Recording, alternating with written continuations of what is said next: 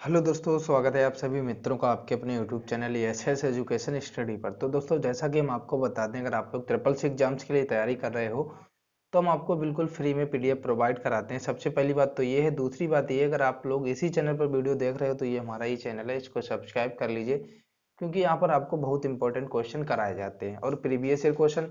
और सबसे पहले हम बता दें, ये जो आपके लिए टॉप 20 क्वेश्चन लाए हैं, इसमें क्या है कि आपको डिजिटल फाइनेंस सर्विसेज से रिलेटेड जो आपके 1 से 2 क्वेश्चन आते हैं, ये 20 क्वेश्चन आप पढ़ के जाइएगा। 1 से 2 क्वेश्चन आपके आ जाते हैं एग्जाम में।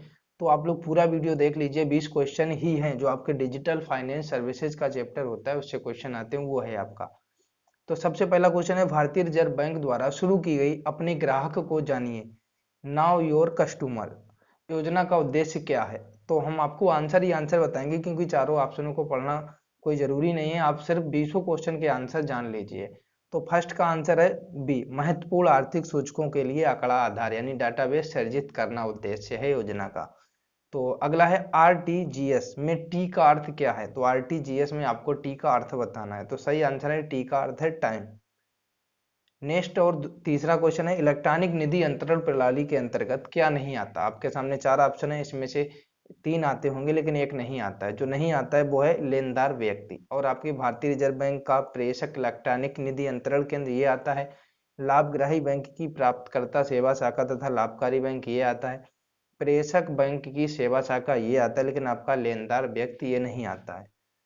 अगला क्वेश्चन लाते हैं आपके सामने। 4 नंबर है, भारत में निम्नलिखित में से कौन से कार्य एक वाणिज्यिक बैंक के गैर पारंपरिक कार्यों में नहीं आते। तो यहाँ पर सही आंसर है डिपॉजिट बनाना, ये आपका नहीं आता है। एटीएम सुविधा, उद्यम पूंजी, वित्त पोषण, क्रेडिट कार्ड जारी करना सारे आते हैं, डिपॉजिट बनाना नहीं आता।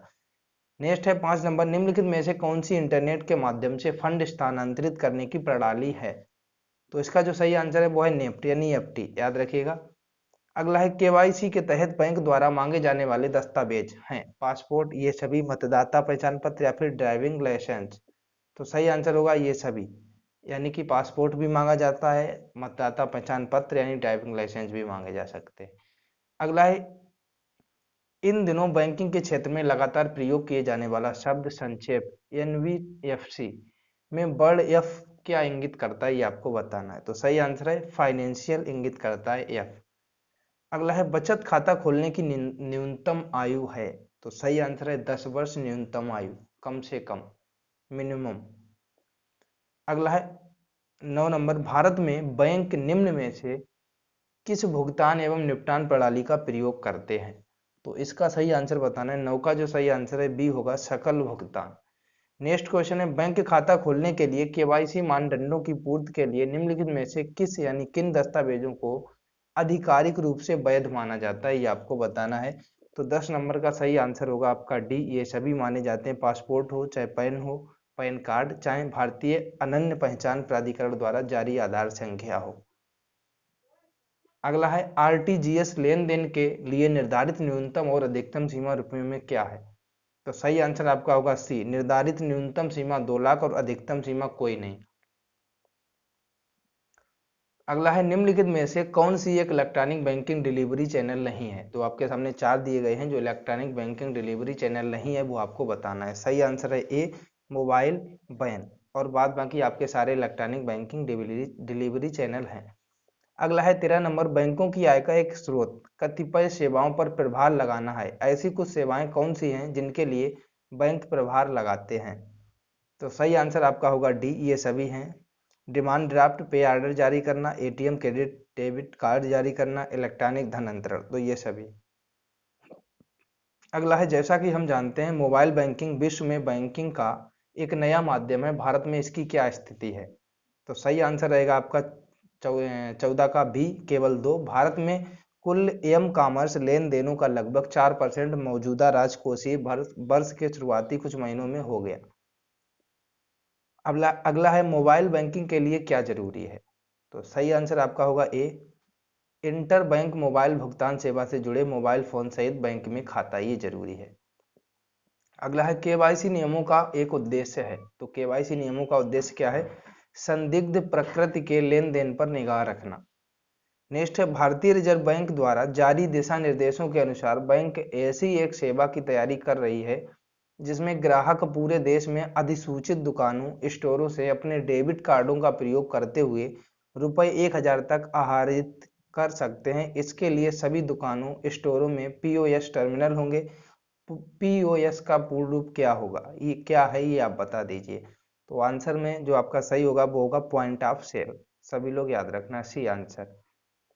अगला है निम्नलिखित में से एसएमएस बैंकिंग से संबंधित कौन सा कथन सही नहीं है। तो आपके सामने 4 ऑप्शन है, जो सही नहीं है वो बताना है। तो सही आपका बी आंसर नहीं है। वन टाइम पासवर्ड एक प्रकार का पुल संदेश होता है, ये नहीं है। और यह पुल संदेशों द्वारा संचालित किया जाता है, ये सही है।